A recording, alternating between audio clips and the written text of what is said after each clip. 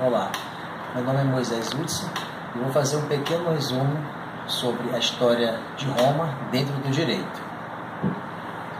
É o seguinte, Roma se divide em 3 fases.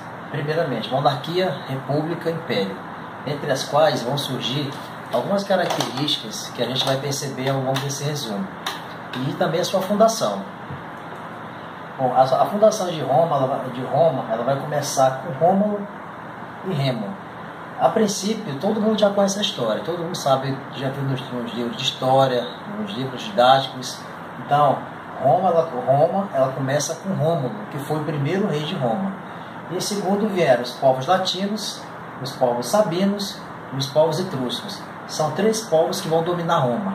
Primeiramente, os povos latinos, eles faziam um contraponto com o Senado, ou seja, o Senado, eles eram maioria dentre os senhores, os grandes doutores que tinham dinheiro, que eram donos de terra. Eles faziam as leis e determinavam aquilo que tinha que ser feito dentro da comunidade. Os sabinos, logo adiante, vamos perceber o que aconteceu, qual foi o marco dentro desses 2 povos que ocorreram em Roma. Vamos lá. É o seguinte, a monarquia existia um rei, um senado e uma assembleia. O rei era aquele cara que dominava, né, que, como o nome já diz, a monarquia. Tinha que ter um rei, lógico. O senado também fazia parte, tinha que ter todo aquele senado. Aqui no senado eram os proprietários de terra, eram os chamados aristocratas. E a assembleia que fazia ali, votava o que era feito no Senado. Ou seja, o Senado elaborava as leis, elaborava aquilo que o público tinha que fazer, e a Assembleia ela votava. Em segundo, vem as classes sociais que existiam em Roma no período monárquico. Nesse período existiam 4 grupos. Os primeiros eram os patrícios, os chamados senhores de terra, aqueles que tinham dinheiro, também faziam parte do Senado, e eram também chamados de os aristocratas. Os plebeus eram aqueles pequenos proprietários de terras que tinham pouca terra, mas que não tinham força dentro de Roma. Os clientes eram aqueles que eram soltos, eram livres, e os escravos eram aqueles que eram capturados ou por contraírem de dívidas já ficavam escravos dos patrícios.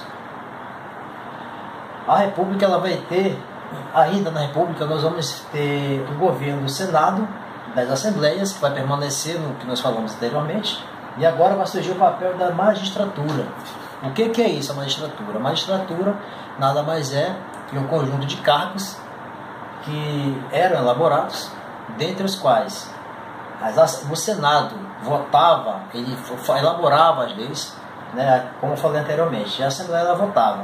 A magistratura vai ter um papel diferente, ela vai ficar lá no topo, onde vão existir vários cargos, dentre os quais, sempre a nível de 2. Primeiramente, o cônsul. O cônsul, esse cara aqui, é o que sempre mandava, o que mais mandava. Como era a nível de 2, um comandava o exército e outro comandava o Senado. Era sempre dessa forma. Aí cada um aqui, dentro da magistratura, ela desenvolvia um papel. Qual era o pretor? O pretor era aquele cara que aplicava as leis, ou seja, o Senado elaborava as leis e o pretor aplicava as leis.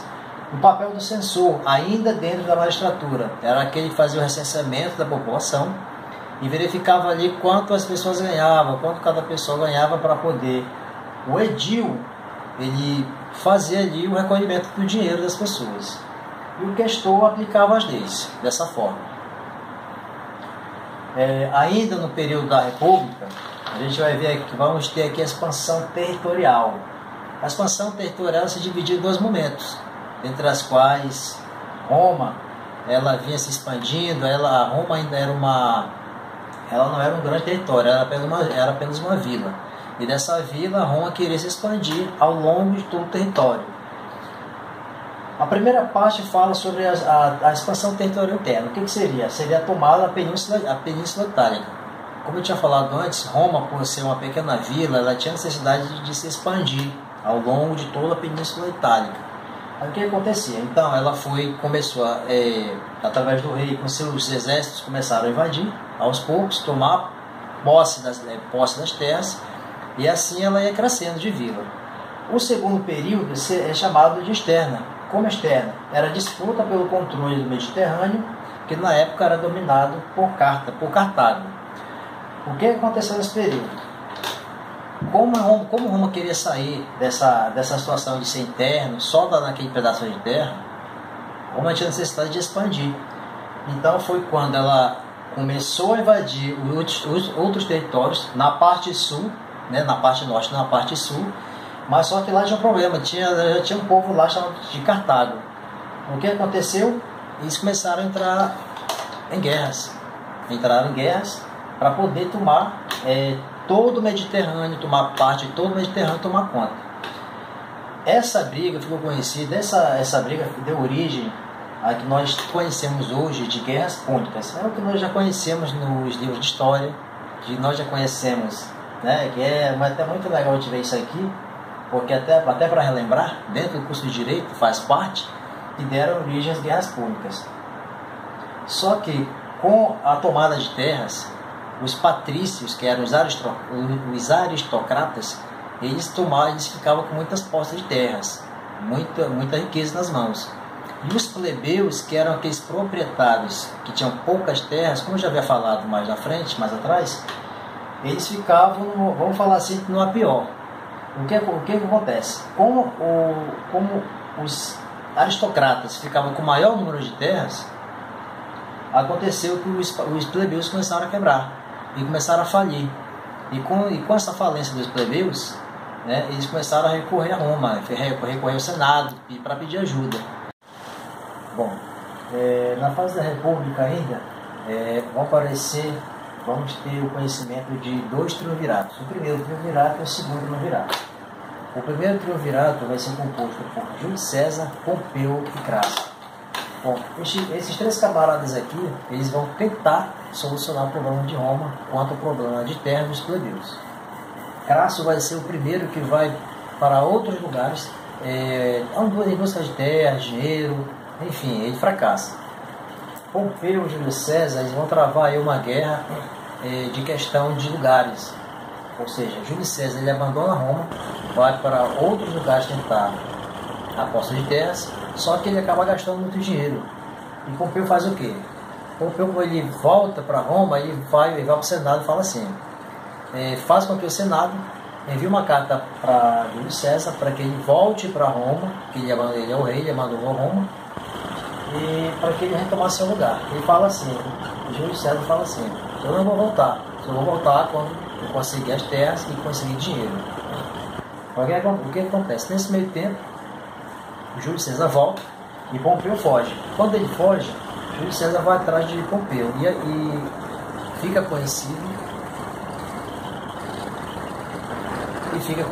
como as guerras civis. Nós conhecemos hoje guerras civis, foi aquela briga entre Júlio César e Pompeu, e acaba que Pompeu acaba morrendo. E aí veio o segundo triunvirato. O segundo triunvirato composto por Otávio Augusto, Marco Antônio e Lépido. Lépido e Marco Antônio, eles fracassam também naquela resolução de tentar tirar Roma do fracasso, né, das terras, eles passaram por dificuldades. Otávio Augusto, ele tem uma situação bastante assim, diferente, porque ele tenta ajudar os plebeus, tenta tirar Roma daquela situação de miséria, de precariedade que vivia até então. E Otávio Augusto era sobrinho de Júlio César. Júlio César ele foi morto pelo Senado e se deu mal nas mãos dos plebeus, que ele tentou ajudar, mas não conseguiu. Aí o que acontece? Ele acaba logo com essa república e vai para o Império. O Império, quando chega no Império, ele implantou duas políticas voltadas para a população, o povo. A primeira das políticas que ele implanta para a população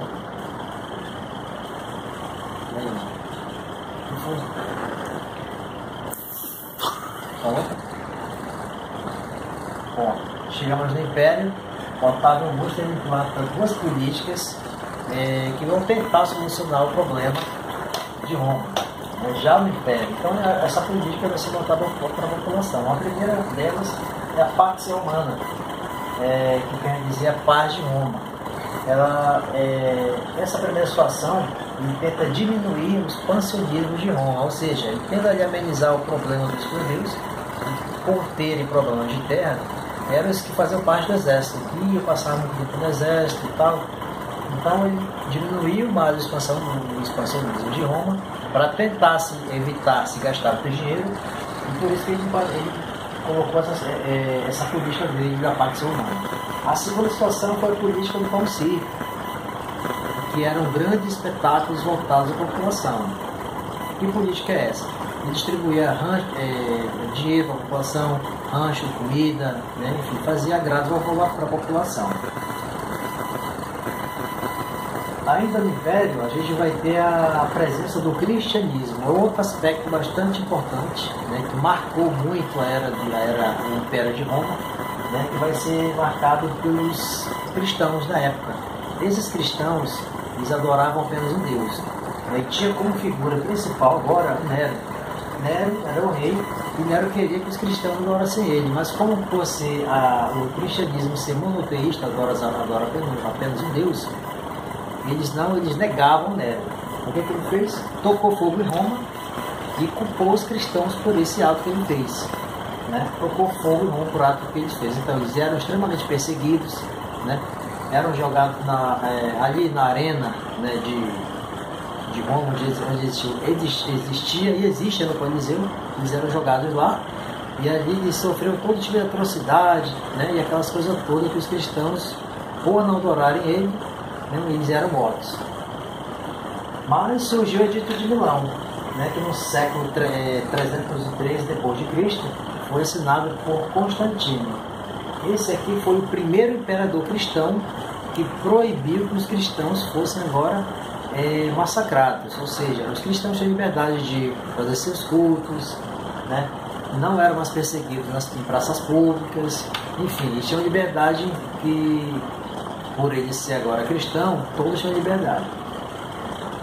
E para completar a situação do cristianismo, foi assinado o Edito de Tessalônica pelo imperador Teodósio, ou seja, o cristianismo passa a ser a religião oficial do império, ou seja, ainda só massificou agora com o imperador Teodósio, que ele permitiu agora de fato abrir as portas para o cristianismo em Roma.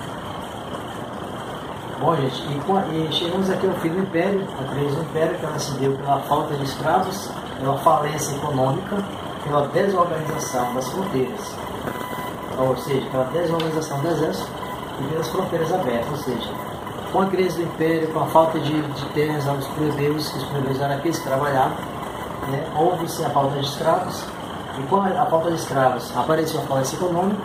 Com a falência econômica, o exército ficou totalmente desorganizado e as fronteiras ficaram abertas.